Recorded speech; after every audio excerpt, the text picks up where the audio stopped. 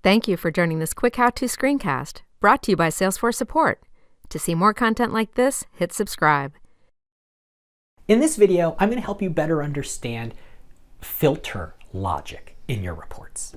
So if I were to want to filter down my accounts by type, okay, I can add the type field and I can select the two types I want to report on. Maybe I only want to report on enterprise accounts and mid-market accounts. So if you're an enterprise account or a mid-market account, I want you to show up in this report. And if you see, it works the way I want it to. When I select both those values in the same filter criteria, it brings back all of the accounts that I want.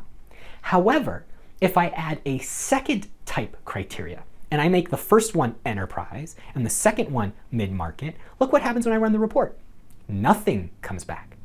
That's because each of the criteria must be met. All of the criteria must be met for a record to come back in the report. And that's not really what I want. That's not what I'm expecting. So there's a feature here called filter logic.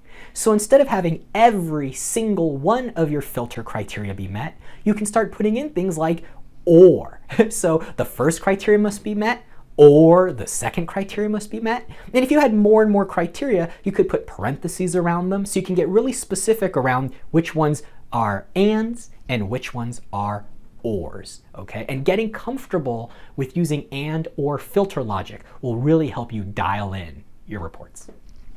For more information, check out help.salesforce.com or join us on the trail at trailblazer.salesforce.com.